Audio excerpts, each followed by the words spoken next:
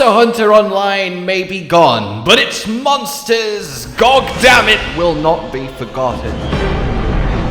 Because there are some absolutely incredible ones that I just had to talk about. And I don't know why I had to end a sentence like this. In any case, welcome then. Monster Hunter Online, much like Frontier, was a Monster Hunter MMO, and before World came along, it was by far and away the best looking Monster Hunter had essentially ever been. It really was quite a pretty game, and by all accounts it played okay.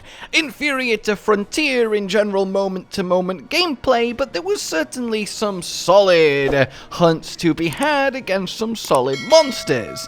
And it's here that I want to focus on. The nitty-gritty of the MMO-ness of the Monster Hunter is one thing. It was tailored for its genre, and generally functioned more like an older school Monster Hunter title than something more recent and smooth. It looked gorgeous, yes, but had a bit of jank to it, with both some effects and animations. But look, for its time, there really wasn't anything like it in the Monster Hunter space. And at one point, it even had a limit on how much you were even allowed to go hunting, but that all got removed. And essentially, it's not bad, right? I think that's where we kind of end up. It's a big old amount of not bad taken as a game. But there are a few original monsters created for it that seriously do shine. Did you enjoy that? Like the oh, and the bright, and it was suitably epic. Okay, so for example, Mephistopheles, which I've talked about in its own dedicated video, paired with Frontier's own super powerful Black Dragon level in Fiora, is a kind of skeletal Elatrion type multi-elemental craziness, and he's pretty damn cool, but he's by far and away not the best. There's little versions of monsters we're used to, such as Gold Kongalala, which might be a little bit Rajangy on the surface when you hear gold, but I think he looks absolutely gorgeous. And this one even gets a stinky aura. You think about that. Though when it comes to unique versions of monsters from the mainline series, to me it has to be Gongan Hermitaur, who is essentially a Daimyo Hermitaur, but with big old crystal growth claws that look fabulous, and I think he's fabulous, and oh, I really like it. Obviously a product of his environment, them growing out of his shell. It's really cool. And how could I not do a quick mention to Elemental Voltron, which is literally a Voltron with all 5 elements. When it enrages, it gets a random element aura around it. When you break its tusk, it gets all 5. It's supposed to be a bit of a joke, a Mephistopheles or Elatrion-esque Voltron, and I wish I could find any footage of it because it sounds bloody brilliant. In any case, let's focus on the actual main 3 monsters that I think it's a crying shame that we, in all likelihood, will never see. 1, because the game is gone, but 2, part of an agreement stipulated that online unique monsters weren't allowed to be put into the main game. Whether that agreement still stands now that servers have been shut down and the game has been put to rest, who knows?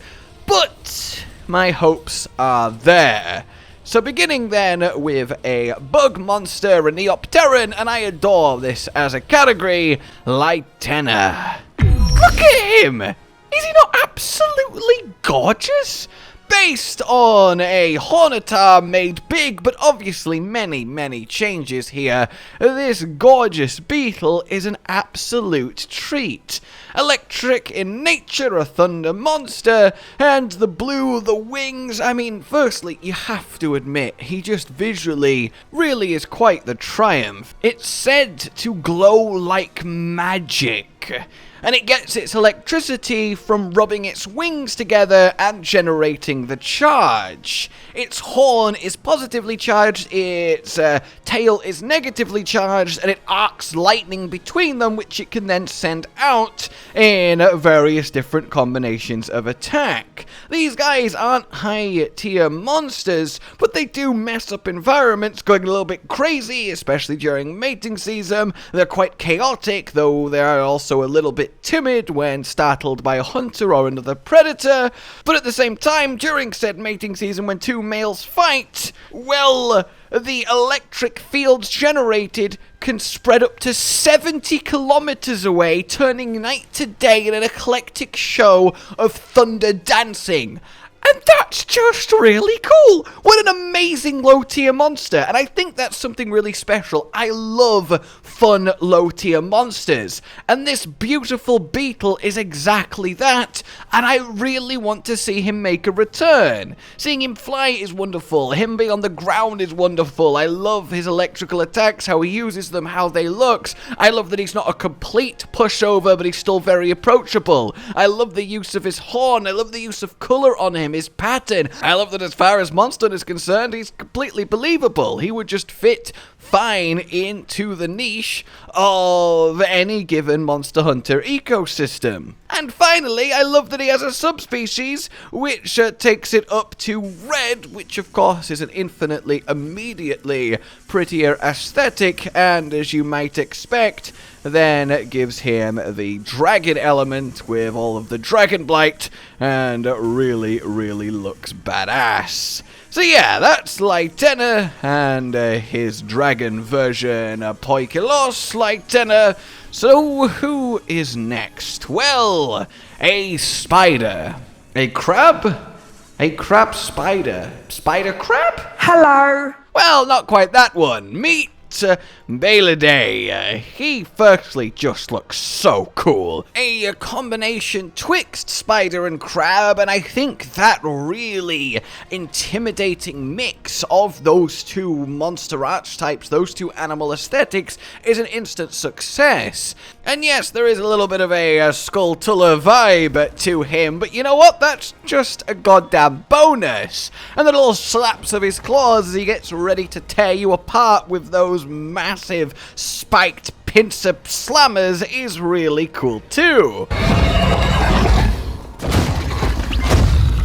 And then the movement is so uncrab-like, yet he is using the crab frame. It is spidery, it's jittery, it's forward, stop, like little bursts of unnerving movement. The cave that you face him in, the webbing everywhere. The fact he does use silk and can web you up. The fact he uses it for maneuverability. The fact he is an absolute tank with his carapace. It really is hard to look at him and not go, yep, that is a spider, and yep, that is a crab. And I really, really like that. The idea of taking a skeleton from a monster and then turning it into an entire other species of monster while retaining that general look, I think is a really good one. And he, for me, is just very, very cool. You can even use those big old claws as a shield as well when he puts them together, kind of like how the Hermitaur balls up, but without doing so. It also is very incredibly violent and will go mental on anything interrupting its feeding or indeed invading its territory. It tears things apart and it very, very much loves doing it. And I think the actual fight itself is really good. He's a mid-tier monster, he's not crazy, but the actual eyes on his kind of skull back glowing red when he's mad, I mean, it's a really just... I can't express this enough. I mean, have you ever seen a monster that looks anything like this? Like, it's so unique, but it's also not completely mental over the top. It's kind of approaching there, but honestly, we have way more mental over the top things in the mainline series, and I could totally see this working. The faux face that is his main abdomen taking away from his real, actual, smaller face with those beady green eyes. I mean, I just think he's a really well put together creature and a fine enough fight, although nothing completely crazy wow happens. He's just a fine fight, but that can definitely be upgraded. So yeah, that is Baelidae. Then finally, I want to put your attention towards something really cool. An elder dragon. And, well, a turtle. I like turtles. Tartaronis, a sand-dwelling behemoth of a monster, the swallowing abyss dragon, and honestly something I'm very tempted to do a dedicated lore video on, because he is amazing.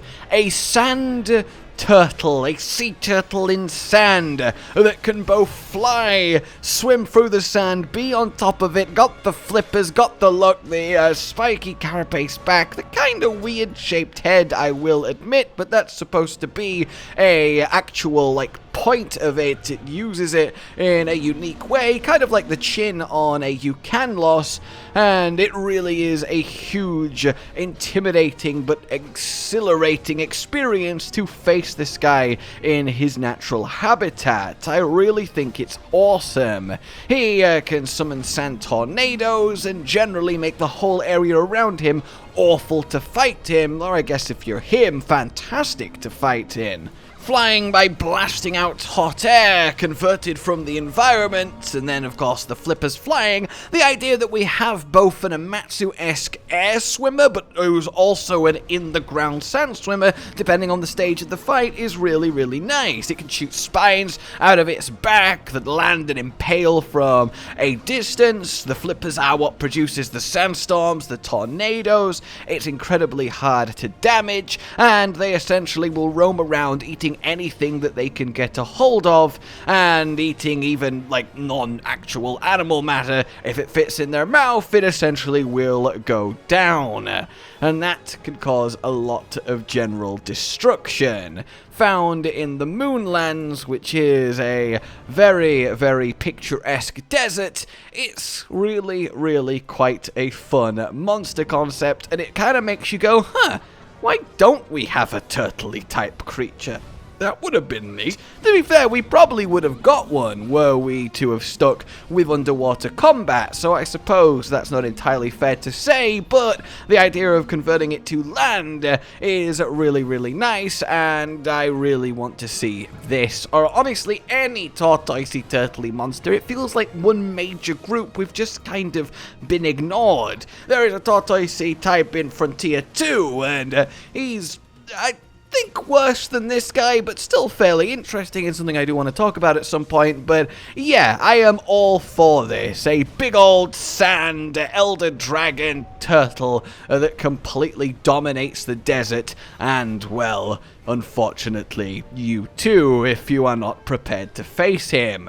So that's a triple threat that I wanted to highlight, trying not to go super in depth because I want to keep this light and fun, and you're seeing how they do as I talk, so I would love to know your thoughts and feelings on these monsters. I definitely think they are the three best that online has to offer. There are a few that I'm not that much of a fan of. I think just Disaster Wyvern is a bit weird. I don't like how he looks, and I think Disaster Wyvern's a bit of a bad name.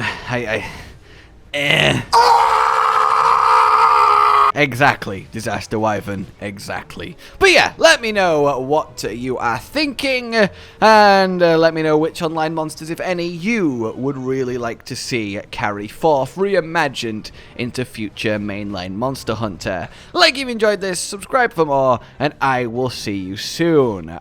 Goodbye.